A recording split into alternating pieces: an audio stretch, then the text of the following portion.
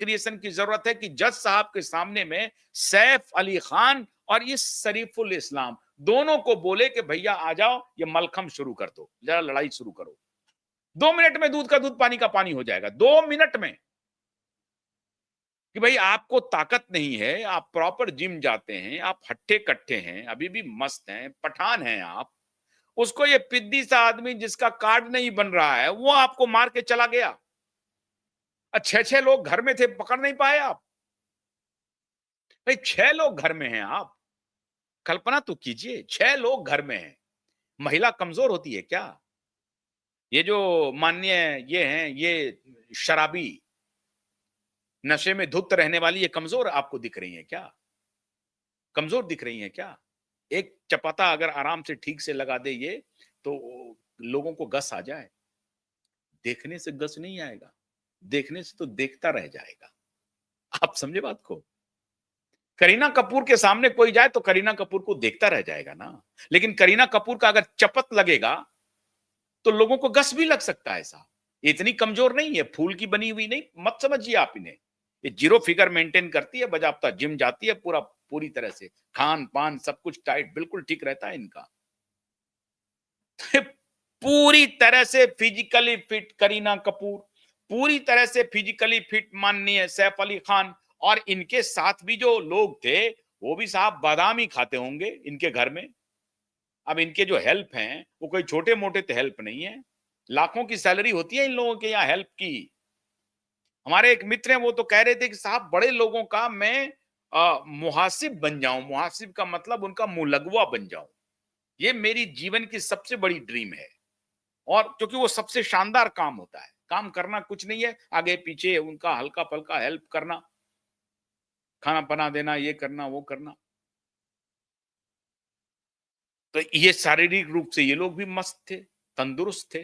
कोई इस व्यक्ति, अच्छा अब ये कंफर्म हो चुका है कि एक ही व्यक्ति था पुलिस के हिसाब से। पहले तो कनौजिया था, कनौजिया की जिंदगी बर्बाद की मुंबई पुलिस ने, फिर इसको पकड़ लाया, और ये बेचारा जो है वो किसी बेचारे किसी काम का नहीं है, मैं दावे के साथ कह सकता हूं। तो शरीफुल इस्लाम को ये 6 लोग मिलकर के नहीं पकड़ सके, और जहांगीर के कमरे में बंद होकर के फिर भाग गया, और कोई न बाहर का सीसीटीवी फुटेज ना इधर, एक सीसीटीवी फुटेज कहीं से ला करके उसको दिखा दिया। ब्रॉड डे लाइट में मुंबई पुलिस बेशर्मी की इंतहा क्रॉस करती है, और अदालत इस पर कोई सुओ मोटो नहीं लेती है। ब्रॉड डे लाइट में हमने सबसे पहले आपको बताया था कि शरीफुल इस्लाम नहीं है हमलावर, क्योंकि इसके पहले 2 को पकड़ा था, ये तो तीसरा व्यक्ति था। पूरी मुंबई पुलिस ने कहानी बनाई, झूठी कहानी बनाई, इंश्योरेंस कंपनी ने पैसे बनाए, हॉस्पिटल का वारा न्यारा हुआ, वहां पर वही बैठा हुआ था इंसान परमवीर सिंह, जिसने फिर फोर्जरी किया। और ये बूपा कंपनी ने पैसा दिया, इसका प्रचार नीबा बूपा, ये नीबा बूपा का प्रचार हो गया, जबरदस्त प्रचार हो गया नीबा बूपा का। एक ही दिन में नीबा बूपा एकदम टॉप पे पहुंच गया कि 4 घंटे में जो भी कंप्लेन है उसको सेटल करते ही है ये इंश्योरेंस कंपनी। ये देखिए इसके तो भाई सैफ अली खान भैया इनको इंश्योर किया हुआ था इस इंश्योरेंस कंपनी ने। सैफ अली खान के पास इंश्योरेंस था नीबा बूपा का। चलो नीबा बूपा लेते हैं, नीबा बूपा का मिलियंस का प्रचार हो गया 1-2 दिन के अंदर में ही। लेकिन नीबा बूपा को जो खत लिखा था डॉक्टरों ने, उसका जवाब नहीं दिया। इंश्योरेंस रेगुलेटरी अथॉरिटी ने कोई जवाब नहीं दिया, उसका कोई जवाब नहीं है, कहीं पर नहीं है। अरे उसको भी भूल जाइए। आखिर अब शरीफुल इस्लाम कहां है? मैं ये टेस्ट केस आपके सामने रख रहा हूं, इसलिए मुझे कोई दिलचस्पी नहीं है सैफ अली खान को जिक्र करने का या शरीफुल के केस को लाने का। मैं सिर्फ आपको ये ला रहा हूं कि ये जो अदालत में जो एडवोकेट ने कहा कि the country is burning with judiciary, मैं सिर्फ उनको सिर्फ एंड करना चाहता हूं। The country is not burning with only judiciary, rather with the whole rotten system of the country. पूरा सिस्टम रॉटन है।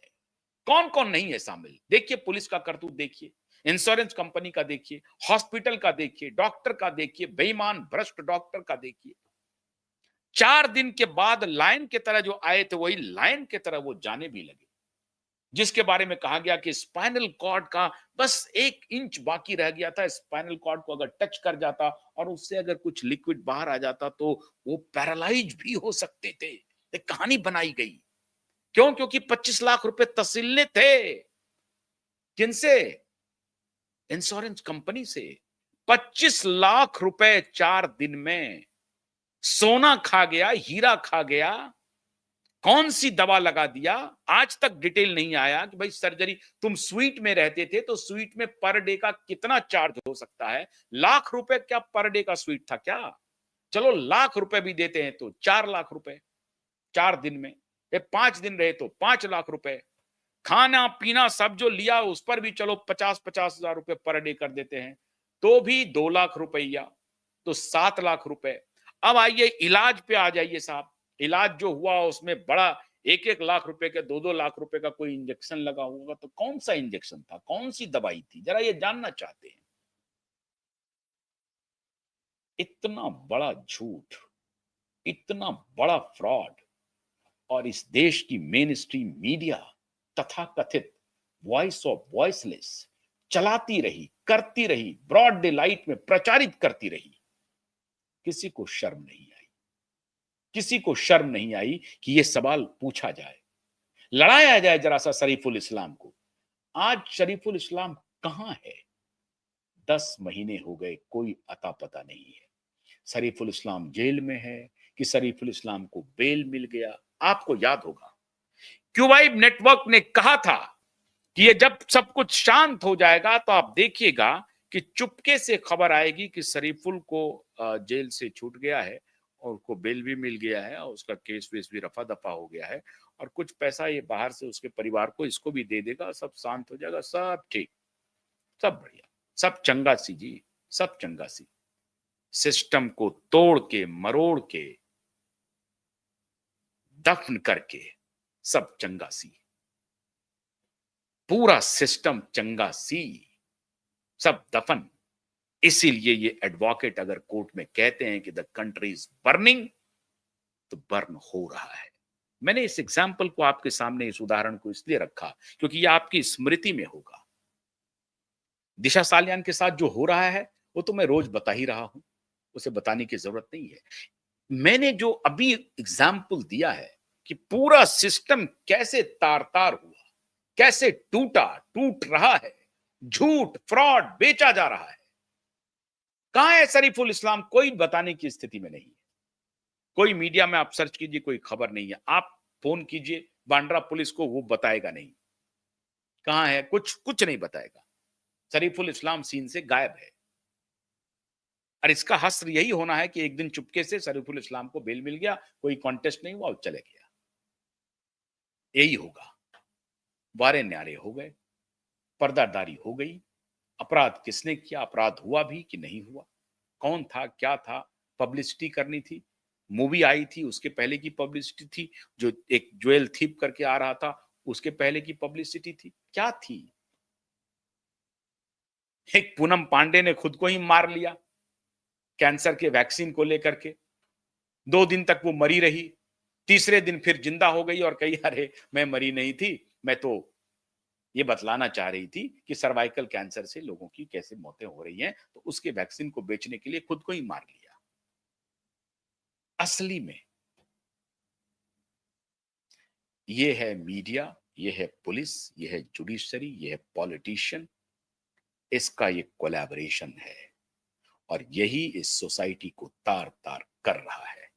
इसलिए आई सैल्यूट एडवोकेट साहब। हालांकि हालांकि मैं जज साहब के प्रति भी संवेदना रखता हूं। जज साहब ने जो कुछ भी कहा होगा उसका कुछ मतलब होगा। मैं कोर्ट में आस्था रखता हूं, अदालत में, लेकिन ऐसी अदालत में कोई आस्था का सवाल अब नहीं बचता है मित्रों, जो इस तरह के घोर दिन रात हो रहे हैं। अब छोड़ दीजिए वर्मा साहब ने क्या हुआ, कैसे पैसा मिला, क्या नहीं मिला, छोड़ दीजिए। ये तो उदाहरण मैंने आपको सामने सामने दिया है, इसको देखिए।